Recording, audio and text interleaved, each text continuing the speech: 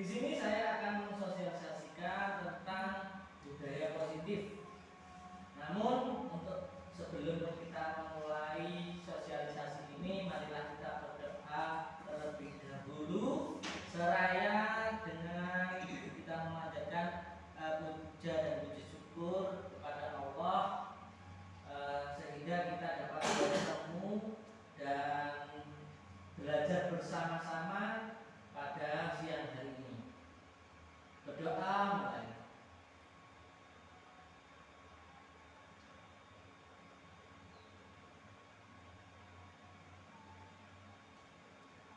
Selesai.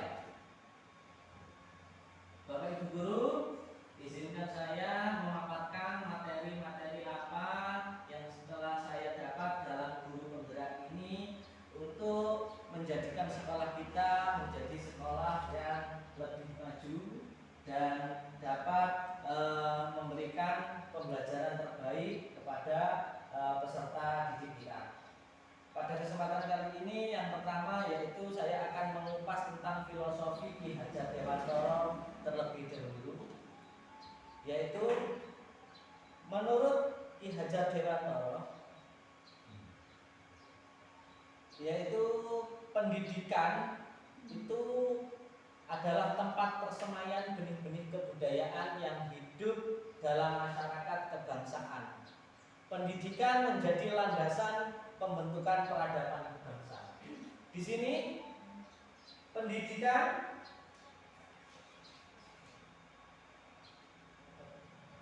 itu haruslah seperti tata surya yang selalu berubah dan bergerak. Jadi pendidikan di Indonesia ini, khususnya di sekolah kita, jadi peradaban adalah landasan dasar negara kita, sehingga negara kita dapat kuat. Ketika pendidikan di negara kita itu lemah, kita dapat dilemahkan atau dijajah oleh negara lain. Dan pendidikan itu haruslah seperti tata surya yang selalu berubah dan bergerak. Jadi pendidikan itu tidak stagnan, hanya diam di sini saja. Pendidikan itu selalu berubah, dari zaman ke zaman itu selalu berubah. Kalau dulu mungkin kita belajarnya belum ada handphone, sekarang ada handphone. Hal-hal seperti itu yang harus kita bisa dapat berubah. Namun tetap harus memperhatikan pengaruh dari luar itu dengan mengutamakan kearifan lokal. Jadi jangan semata-mata kita dengan HP, kita terlena dengan HP sehingga penggunaannya kita melupakan apa kok pentingnya kearifan lokal dan budaya yang ada di sekitar kita, yaitu tentang satu gotong royong seperti itu. Mungkin kalau kita bermain HP saja, maka kita kan jarang nanti akan bergotong royong. Membantu orang lain pun juga sulit. Kemudian berkolaborasi. Berkolaborasi itu juga bekerja sama. Ketika bekerja sama, kalau kita itu tidak biasa bersosialisasi, maka kita agak sulit untuk bekerja sama, dapat bekerja sama. Hal-hal seperti itulah yang harus kita tetap perhatikan karena itu merupakan budaya lokal kita. Kemudian pendidikan itu menurut Ki Hajar Dewantara merupakan suatu tuntunan di dalam hidup tumbuhnya anak. Artinya apa? Bahwa hidup tumbuhnya anak itu terletak di luar kecakapan atau kehendak kita kaum muslimin.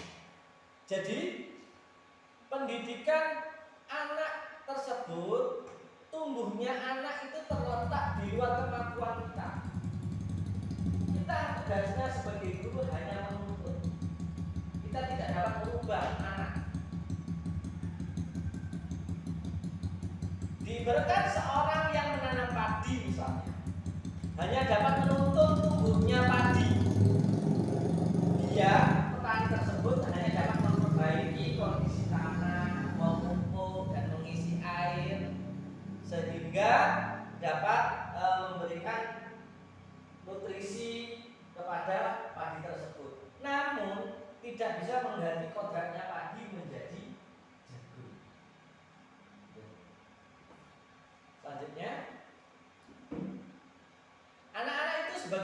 manusia dan benda hidup sehingga mereka hidup dan tumbuh menurut kodratnya sendiri-sendiri. Jadi anak-anak itu dapat tumbuh dan hidup itu menurut kodratnya sendiri-sendiri. Yang pertama yaitu ada kodrat alam. Kodrat alam itu seperti apa? Kodrat yang sudah diciptakan sejak kita lahir, sejak anak-anak lahir. Jadi itu memang kodratnya anak-anak. Kodratnya anak-anak bermacam-macam, berbeda-beda. Setiap anak itu berbeda. Namun kita sebagai guru di dalam kelas kita harus menyatukan atau kita harus bisa membedakan dan memberikan tuntunan kepada semua murid kita yang ada di dalam kelas sesuai karakter mereka masing-masing. Dengan juga memperhatikan kodrat alam. Karena kodrat alam itu adalah tuntutan zaman. Jadi tuntutan zaman tersebut kalau dulu kita mungkin belajarnya cuma menggunakan tulis, buku pakai. Kalau sekarang apalagi pada masa pandemi ini kita harus belajarnya sistemnya menggunakan daring atau dalam jaringan. Oleh karena itu, maka kita juga harus sebagai guru juga harus berinovasi sehingga kita dapat memberikan pembelajaran yang terbaik kepada anak-anak tanpa mengganggu kesehatan mereka dengan menggunakan jaringan tersebut, dengan menggunakan HP, memberikan keterampilan kepada anak-anak tersebut. Selanjutnya, menurut pemikiran Ki Hajar Dewantara, pendidikan itu harus holistik dan seimbang antara olah cipta dari pikiran, kemudian olah rasa, perasaan, kemudian olah karsa yaitu karya, dan olahraga adalah kebugaran fisik. Jadi semua ini harus seimbang antara cipta, rasa, karsa, dan raga. Sehingga apa yang akan dibentuk yaitu yang akan membawa anak pada kebijaksanaan. Kita sebagai pendidik juga harus menerapkan trilogi pendidikan yaitu ing ngarsa sungtulodo ing madya mangunkarsya tutwuri handayani. Di depan kita itu memberikan teladan. Jadi kita sebagai guru ketika berada di depan, kita posisikan kita itu ada di depannya anak-anak, kita itu sebagai teladan. Kita harus bersikap baik agar mereka mencontoh kita baik. Gitu.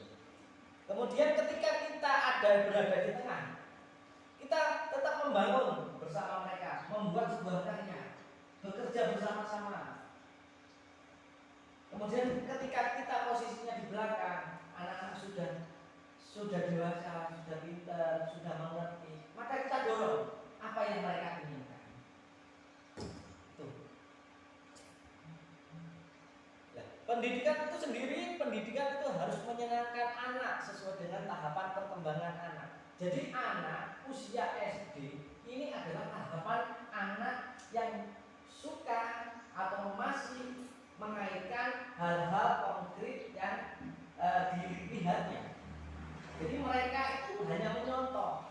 Kalau kita memberikan contoh baik sesuai dengan tahapan perkembangan, anak-anak pasti akan menjadi atau menyontoh kita berbuat baik. Jadi sesuai tahapan perkembangan seperti itu.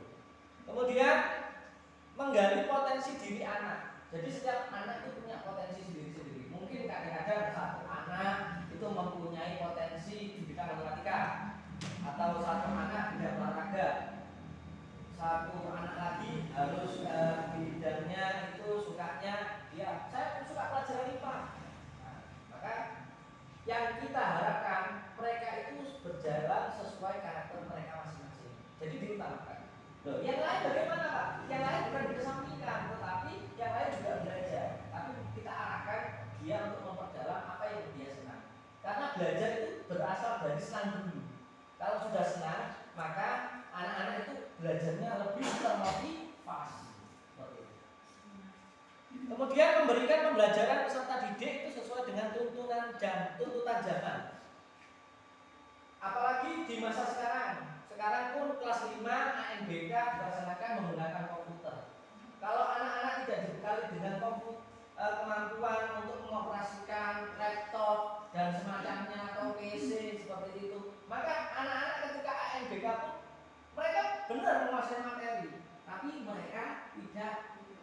menguasai alatnya. Jadi mereka bingung, dia mampu sudah, mentalnya down seperti itu. Maka itu yang harus dapat kita ubah di sekolah kita. Jadi kita lebih tambah lagi sehingga apa yang mereka butuhkan kita beri, gitu lah. Karena sesuai tuntunan zaman. Menurut filosofi Gajah Dewantara, pendidikan adalah menuntun segala kodrat yang dimiliki anak agar mereka dapat mencapai keselamatan. Keselamatan, iya. Karena di dunia ini kita hidup ataupun anak-anak yang dicari hanya selamat di dunia dan selamat di akhirat. Ya cuma dua. Nah, ketika anak-anak kita menuntun sesuai kodratnya mereka agar mereka dapat bekerja dan mencari uang, kemudian mereka agamanya bagus untuk akhiratnya. Nah, hal-hal yang seperti itu yang harus kita capai. Kemudian dengan bahagia mereka itu bagaimana? Ketika mereka menjadi orang yang sukses, mereka menjadi orang yang sehingga mereka hidupnya bahagia. Mereka serba kecukupan. Nah, itu kebahagiaan yang setinggi-tingginya. Jadi sukses-suksesnya mereka, apa yang mereka ingin capai, mari kita dorong.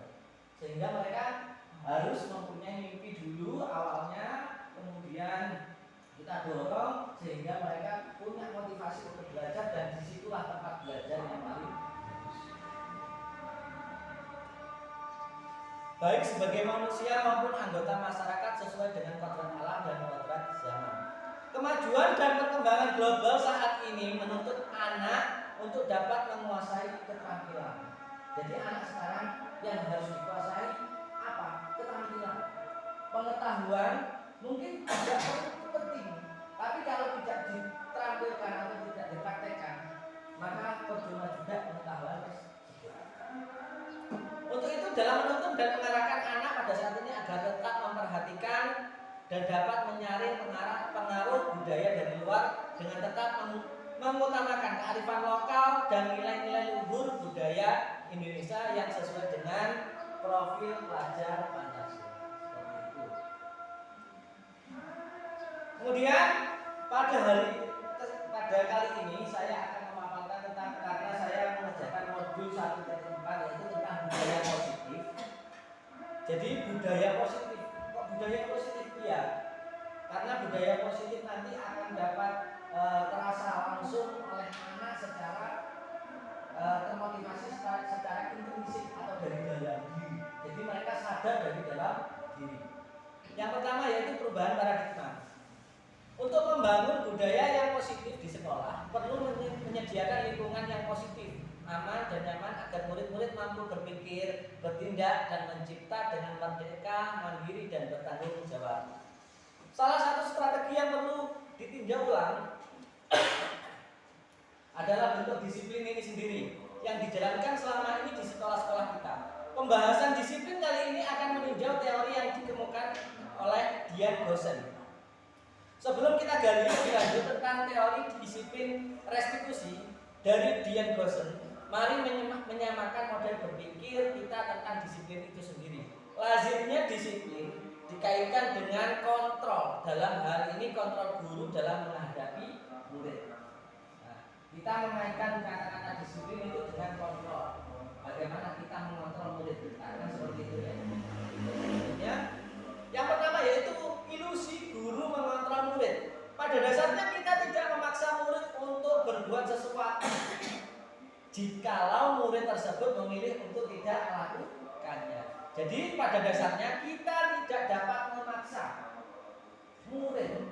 Mereka itu sebetulnya tidak bisa dipaksa,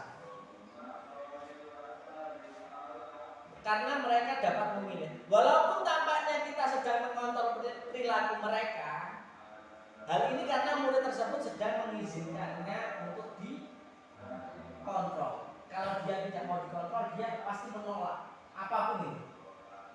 Kita menyuruh apa, pasti mereka menolak. Kalau dia tidak mengizinkan diri kita mengontrol mereka. Saat itu bentuk kontrol guru menjadi kebutuhan dasar yang dipilih oleh murid tersebut. Teori kontrol menyatakan bahwa semua perilaku itu memiliki tujuan. bahkan terhadap perilaku yang tidak disukai. Terkadang anak-anak yang melakukan sesuatu hal, maka dia itu karena dia memiliki tujuan. Kadang dia lari-lari, kadang dia hiperaktif sendiri. Nah, itu karena dia itu punya kebutuhan, ada suatu kebutuhan sehingga ingin dipenuhi dia sendiri. Kemudian yang kedua, ilusi bahwa semua penguatan positif itu efektif dan bermanfaat. Penguatan positif atau bujukan adalah bentuk-bentuk kontrol. Segala usaha yang mempengaruhi murid agar mengulangi suatu perilaku tertentu adalah suatu usaha untuk mengontrol murid tersebut. Dalam jangka waktu tertentu, kemungkinan murid tersebut akan menyadarinya dan mencoba untuk menolak bujukan kita. Dan tergantung kepada pendapat sang guru untuk berusaha. Selanjutnya, bagaimana seseorang bisa merubah paradigmanya dari stimulus respon kepada pendekatan teori kontrol. Menurut Stephen, bila kita ingin membuat kemajuan perlahan, sedikit-sedikit, ubahlah sikap atau perilaku kita sebagai guru. Kemudian, namun bila ingin memperbaiki cara-cara utama kita dalam menangani siswa, maka kita perlu mengubah kerangka acuan kita. Ubahlah bagaimana Anda melihat dunia, bagaimana Anda berpikir tentang manusia. Ubahlah paradigma Anda, skema pemahaman dan penjelasan aspek-aspek tertentu tentang realitas. Seperti tabel di samping ini. Yang sebelah kiri, ini stimulus respon tentang dunia. Yang kanan adalah teori kontrol tentang dunia. Sepintas, kita sebagai guru pasti banyak berpandangan sama. Hampir semua sama. Ketika memandang sebuah realitas kebutuhan, menurut panjenengan semua bagaimana? Kebutuhan kita itu sama apa tidak? Kalau sepintas sama. Kalau sepintas pasti sama. Kita cuma butuh makan dan lain-lain kebutuhannya. Hal itu sama kan? Namun pada teori kontrol, kenyataannya adalah kebutuhan kita itu berbeda-beda. Karena ada yang suka minuman rasa coklat, minuman rasa anggur, seperti itu ya. Kemudian yang kedua yaitu semua orang itu melihat hal yang sama. Semua orang melihat hal yang sama. Wah, benar seperti ini, yang betul seperti ini. Padahal setiap orang itu memiliki gambaran berbeda-beda. Kadang menurut ini benar, kadang menurut ini salah. Jadi kita itu sekarang dirubah paradigmanya menjadi teori kontrol. Kita mencoba mengubah orang agar berpandangan sama dengan kita. Kita misalkan ke murid kita, mereka harus berpandangan sama dengan kita, menurut kita. Padahal mereka juga punya pemikiran sendiri. Nah itu yang harus kita ubah seperti itu. Kemudian perilaku buruk dilihat sebagai suatu kesalahan. Ketika anak-anak nakal, itu kesalahan. Padahal mereka melakukan sesuatu itu ada tujuannya. Mereka punya keinginan, ada keinginan. Kemudian orang lain bisa mengontrolnya atau mengontrol anak-anak, padahal tidak bisa. Yang bisa mengontrol adalah anak-anak sendiri. Sama dengan kita yang dapat mengontrol siapa? Ya diri kita sendiri. Kemudian saya bisa mengontrol orang lain. Misalkan guru bisa mengontrol orang lain, tidak bisa. Karena hanya yang bisa dikontrol adalah orang yang mau kita kontrol. Seperti itu. Kemudian paksaan, dan pada saat bujukan gagal, yaitu kita tawarkan berkolaborasi.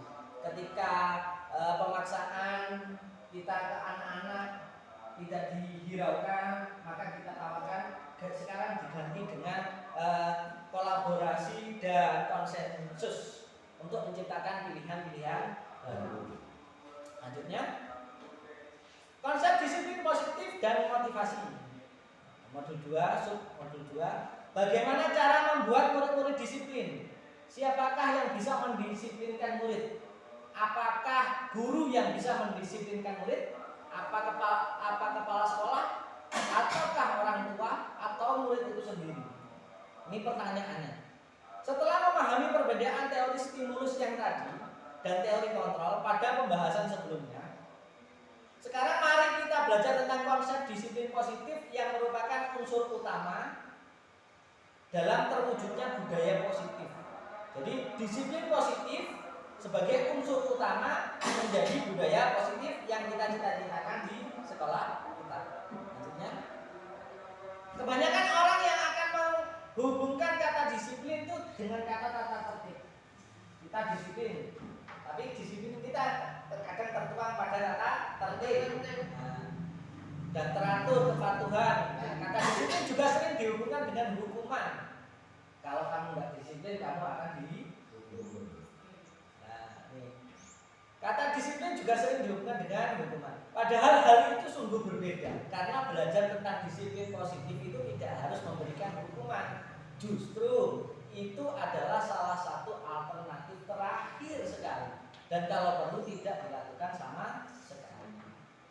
Bapak pendidikan kita, Ki Hajar Dewantara, menyatakan bahwa untuk mencapai kemerdekaan atau dalam konteks pendidikan kita saat ini, untuk menciptakan murid-murid yang merdeka, syarat utamanya adalah harus ada disiplin yang kuat. Disiplin yang dimaksud adalah disiplin diri yang memiliki motivasi internal atau kesadaran diri sendiri dari dalam.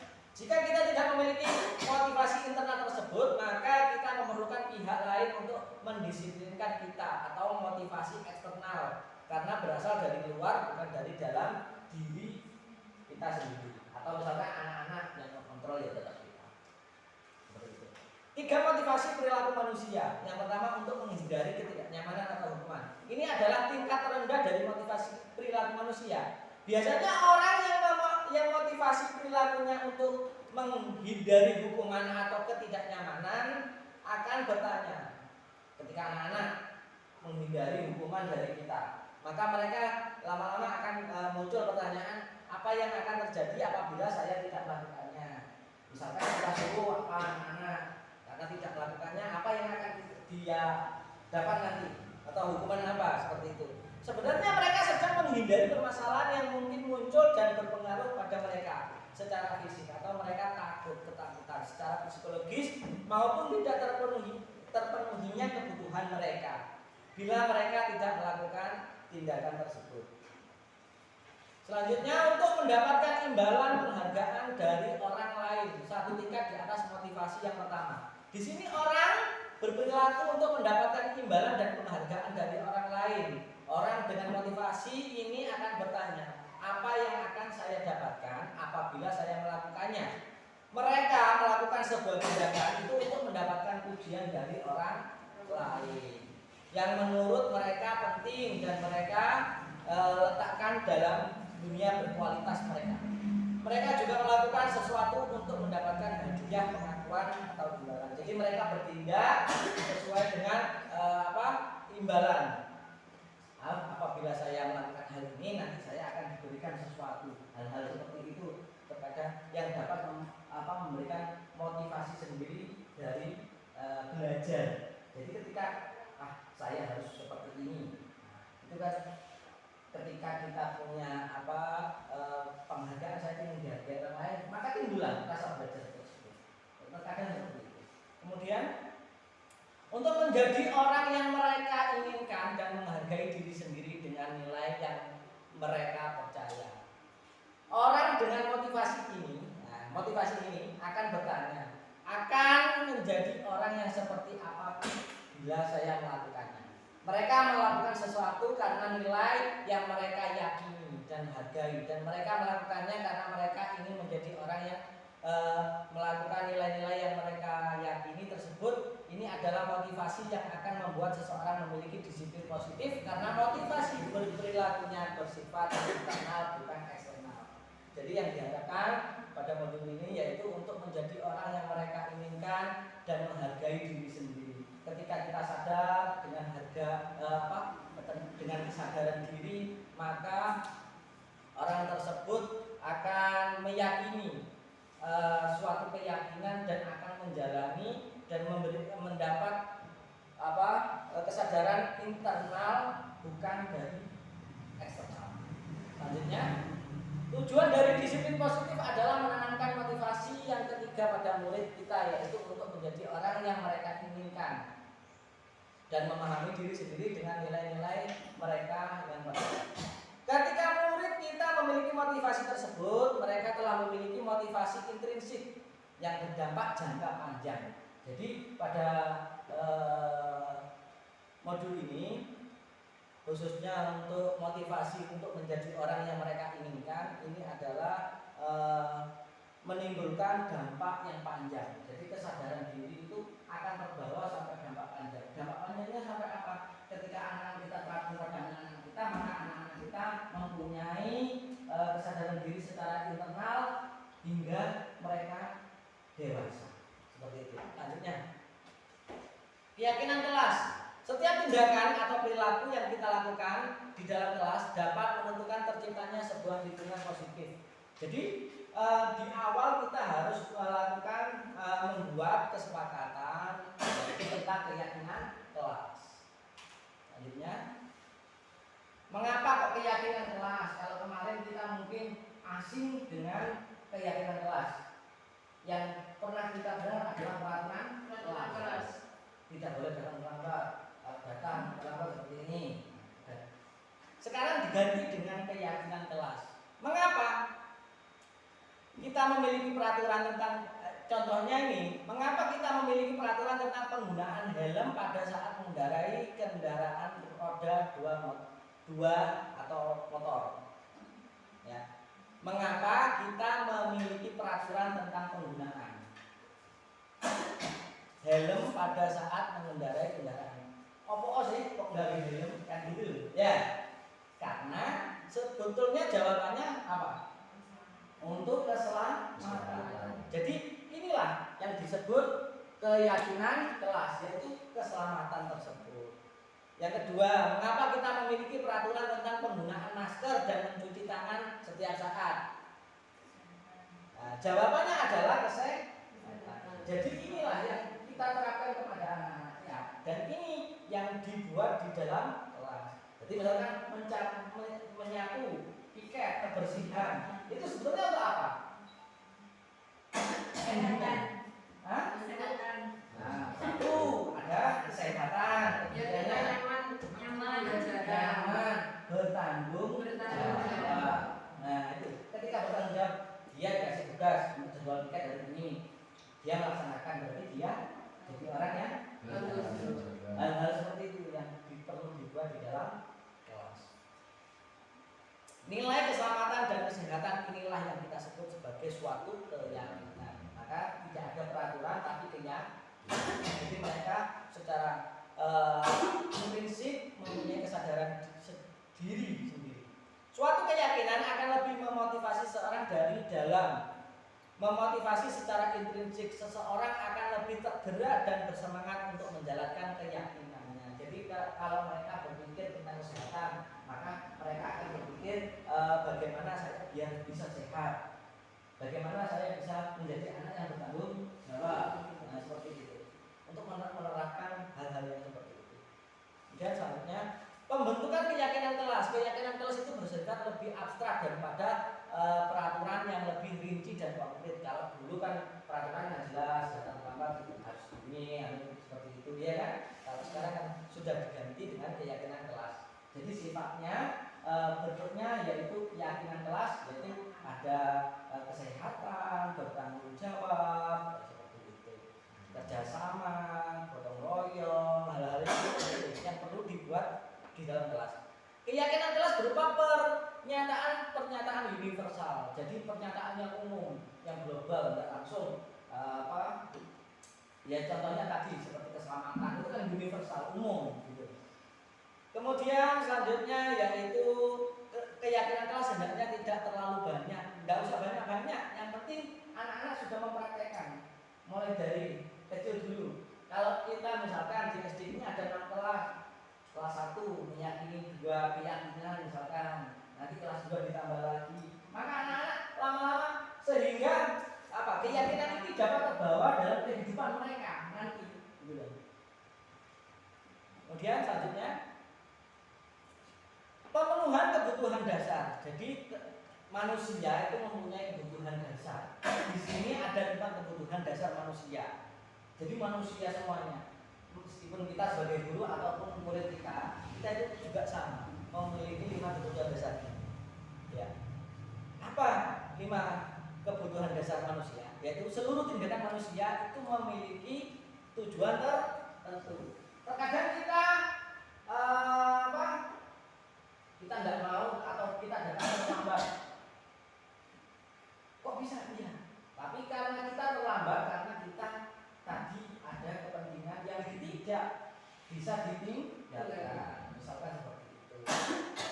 Kemudian ketika kita mendapatkan apa yang kita inginkan, sebetulnya saat itu kita sedang memenuhi salah satu atau lebih dari kebutuhan kita.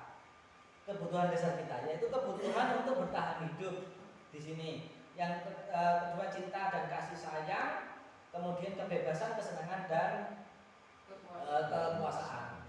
Seperti tabel ini, kebutuhan dan bertahan hidup itu ada di tengah. Jadi semua kita lakukan. Semua yang kita lakukan adalah untuk memenuhi kebutuhan bertahan hidup. Bagaimana cara kita hidup? Kan seperti itu. Nah, ketika kita hidup itu penunjangnya ada 4 kebutuhan dasar ini yang harus dipenuhi.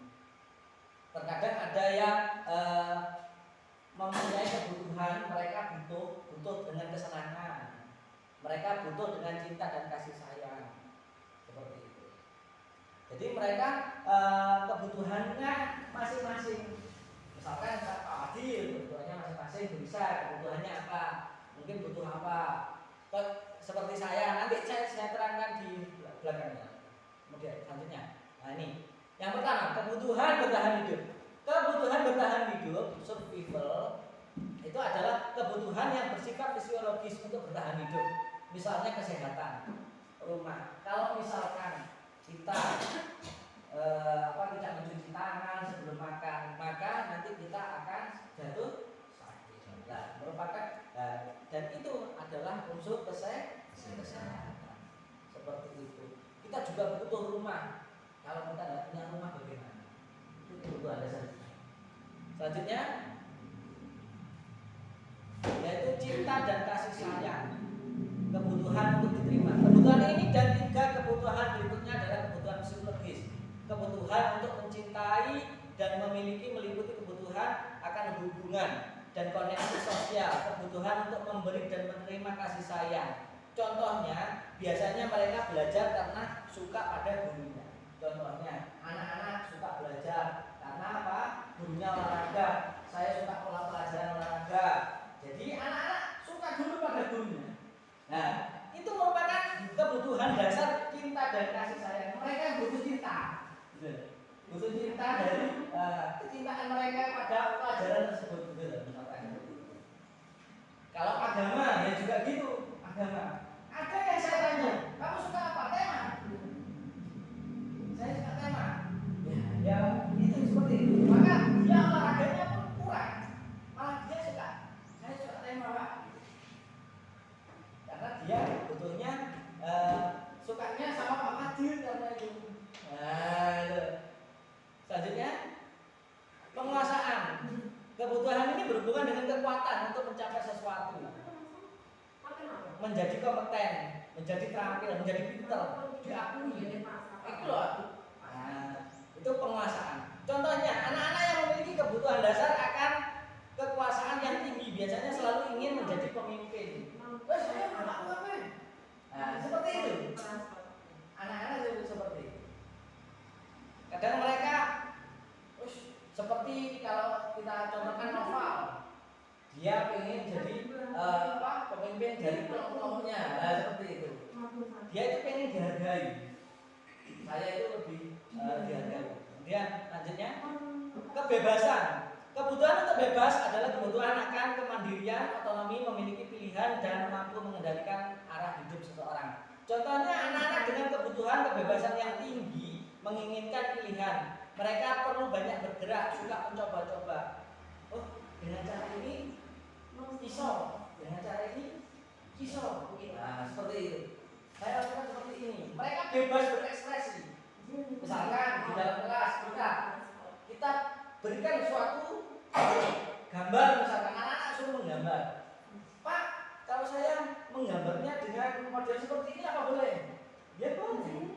Menggunakan penggaris. Karena mereka bebas menentukan pilihan. Jadi biarkan mereka bebas memilih pilihannya mereka masing-masing.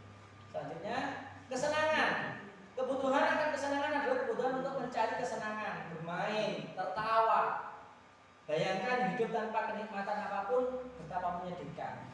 Kemudian contohnya, anak-anak dengan kebutuhan besar kesenangan yang tinggi biasanya ingin menikmati apa yang dilakukan. Mereka juga konsentrasi tinggi saat mengerjakan hal-hal yang disenangi. Jadi mereka ketika melakukan hal-hal yang disenangi itu mereka senang. Terkadang pelajaran, saya memang nggak suka Pak, sukanya olahraga, Pak, ada permainannya, nah, seperti itu. Jadi mereka itu anak-anak membutuhkan kebutuhan dasar tentang kesenangan. Jadi mereka mengatur hidupnya itu sesuai dengan kebutuhan dasar mereka. Mereka itu butuh itu. Berarti yang lain sudah terpenuhi, yang dibutuhkan itu. Jadi mereka bertindak sesuai itu. Contohnya, kalau mereka lapar, apa yang mereka lakukan? Pak, makan. Kan seperti itu. Nah, itu kan untuk kebutuhan hidup dia. Akhirnya dia ketika kita ngajar, kok dia lapar, apakah dia bisa menerima pelajaran itu? Tidak bisa. Karena dia memikirkan kebutuhan dasarnya tersebut. Nah, oke. Selanjutnya, 5 posisi kontrol. Nah, di sini kita sebagai guru, menurut Dian Gosen dalam bukunya itu mengungkapkan bahwa guru mengungkapkan guru perlu meninjau kembali penerapan disiplin di dalam kelas. Contohnya 5 posisi kontrol yang diterapkan seorang guru, orang tua ataupun atasan. Jadi kita sebagai guru, sebagai orang tua nanti bisa menerapkan kelima posisi kontrol ini di dalam rumah atau di dalam membina atau mendidik anak kita. Lanjutnya, yang pertama yaitu posisi penghukum. Terkadang kita memang sudah biasa kita lakukan sebagai penghukum. Seorang penghukum bisa menggunakan fisik maupun verbal. Kadang-kadang kita kalau anaknya nakal, kadang-kadang kan kita gemes, pengen nyubit, atau biar dia itu manut ya. Orang-orang yang menjalankan posisi penghukum senantiasa mengatakan bahwa sekolah itu memerlukan sistem dan alat yang lebih kuat. Nanti anak-anak biar tidak melanggar peraturan, hal-hal yang seperti itu. Guru seperti ini senantiasa percaya hanya ada satu cara agar pembelajaran bisa berhasil, yaitu dengan cara mendidik. Oh, saya lakukan seperti itu biar mereka. Padahal di sini hal ini kurang tepat karena yang digunakan hanya dengan cara dia mengajar. Nah, jika dalam satu kelas ada guru yang berbeda, maka kan caranya berbeda juga. Tidak sama. Maka ini kurang tepat 5 posisi kontrol. Posisi kontrol yang pertama sebagai penghukum. Kemudian membuat orang merasa bersalah. Pada posisi ini biasanya guru akan bersuara lebih lembut. Di posisi ini murid akan memiliki penilaian diri yang buruk tentang diri mereka. Jadi ketika kita membuat merasa bersalah mereka, kamu ini begini, biasanya yang muncul, ibu sangat kecewa sekali dengan kamu. Hal seperti ini akan menjatuhkan mereka akan merasa diri mereka buruk. Ya. Kemudian mereka merasa tidak berharga dan telah mengecewakan orang-orang yang disayangi. Jadi guru juga perlu menerapkan ini, cuma ini kurang tepat. Lebih tepatnya lagi ada nanti selanjutnya teman. Nah, di sini guru pada posisi ini tidak akan menyakiti murid, namun tetap berupaya tetap mengontrol dengan posisi menjadi teman. Biasanya, ayo bantu bapak, demi bapak ya, kamu harus begini, mau begitu, hal seperti itu. Kemudian hal yang lain mungkin timbul adalah murid hanya akan bertindak untuk guru tertentu dan tidak untuk guru lainnya. Maka tergantung pada guru tersebut. Jadi kalau posisi teman ini hanya dilakukan satu orang ya teman guru itu tersebut yang cuma jadi temannya, guru lain tidak. Gitu. Selanjutnya menjadi pemantau. Nah, pemantau ini tugasnya apa? Pada saat kita mengawasi, kita bertanggung jawab atas perilaku orang-orang yang kita awasi. Posisi memantau berdasarkan pada peraturan dan konsekuensi. Peraturannya apa? Biasanya seperti itu. Kalau kita sebagai guru yang mengambil posisi pemantau, apa yang telah kamu lakukan hari ini? Apakah kamu sudah melakukan kesalahan apa tidak? Sanksi apa kalau kamu melakukan ini? Ini sebagai posisi kita sebagai pemantau untuk menangani suatu kasus di dalam sekolah.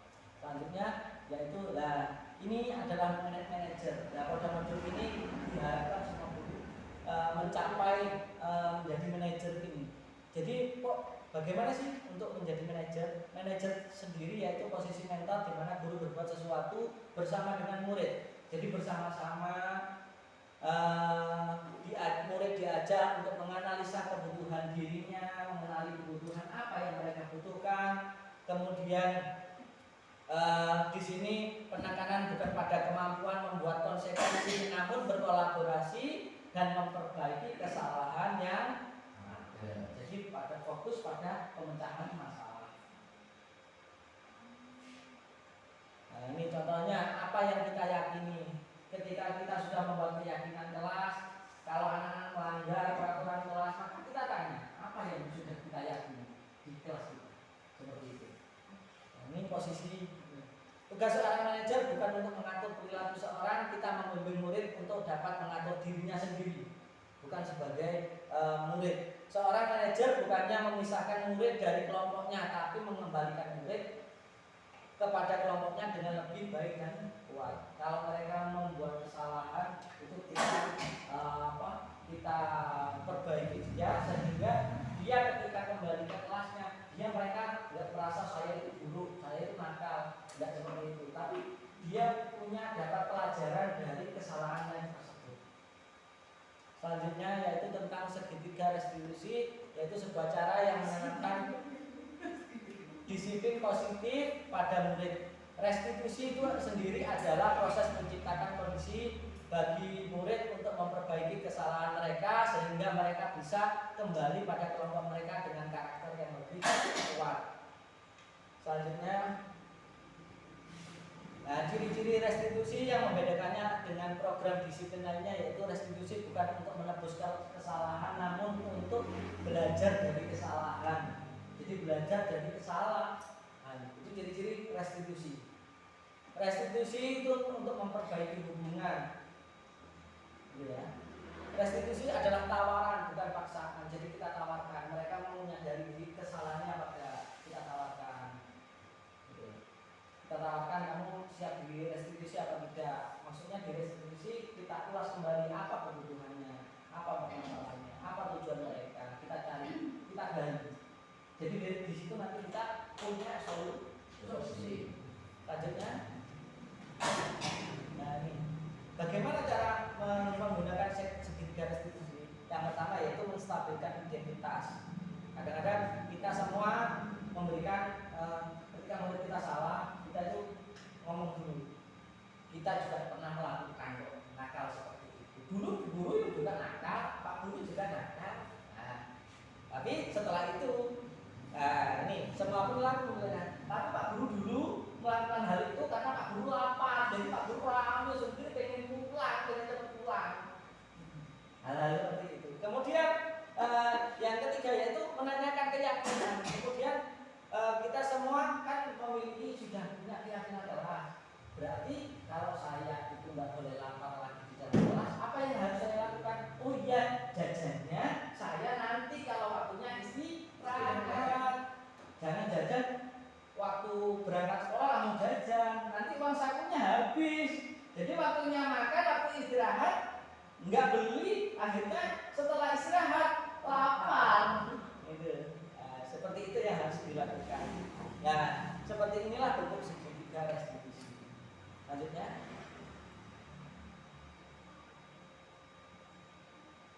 ya demikian pemaparan. Mungkin ada yang mau ditanyakan.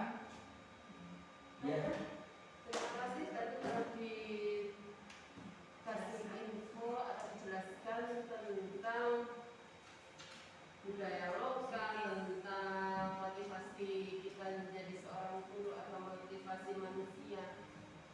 Saya mau bertanya tentang kehidupan kita kan langsung di dalam kelas saja ya. Ya. Kebanyakan anak-anak itu perbedaan dalam kaitannya keinginan naluri anak itu berbeda-beda. Untuk mengontrol itu semua kan pasti ada salah satu anak itu yang lebih aktifnya, terus dalam segi tingkah laku juga lebih, dalam pemikiran mau diajak kemana, mau dimotivasi apa itu kadang sulit. Dan itu apa yang harus kita lakukan bila menemui anak yang spesial seperti itu? Kalau sesuai dengan apa yang sudah saya paparkan, jadi kita lihat apa kebutuhan dasar mereka. Kita cari dulu kebutuhan dasar dia apa. Karena semua perilaku mempunyai tujuan. Jadi mereka melakukan tujuan, mereka berperilaku seperti hal yang tersebut, itu pasti ada motivasi atau tujuannya tersendiri. Mungkin kebutuhan dasar apa yang dia ingin cari. Dari situ awal kita membina anak tersebut. Kemudian setelah tahu kebutuhan dasarnya apa, kemudian kita cari lagi, kita cari karakteristik anak tersebut, sukanya apa, pelajarannya apa, kesenangan mereka, kebutuhannya itu apa, yaitu kemudian dari situ kita motivasi sehingga mereka mungkin terkadang anak-anak saya tanyakan, kamu pengen jadi apa, seperti itu. Saya suruh menggali mimpinya. Meskipun anaknya itu terkadang anaknya itu wah luar biasa dari segi perilaku, kata dan semuanya. Tetapi saya tetapkan pada mimpinya. Kamu nanti mimpinya mau jadi apa, mau jadi seperti apa. Jadi seperti ini, ya nggak apa-apa. Kamu kalau mau jadi seperti ini, misalkan jadi sopir, ya berarti kamu harus apa yang harus kamu kuasai. Belajar dari sekarang. Sopir itu harus satu bisa menyetir, belajar menyetir dulu. Setelah menyetir nanti apalagi mempunyai SIM, mencari SIM. Kemudian setelah itu mencari relasi. Kita sebagai manusia itu makhluk sosial. Jadi kita membutuhkan semua orang. Tidak bisa sendiri. Seperti itu yang saya terapkan pada anak-anak. Mungkin ada yang lain? Ya. Untuk kelas 1, ya ini masalah kelas. Ya. Karena saya ngajar kelas 1 mungkin lebih sulit ketika anak menunjukkan rasa tanggung jawab. Karena anak tersebut kan memang belum tahu arti tanggung jawab pada dasarnya. Nah, untuk menumbuhkannya itu caranya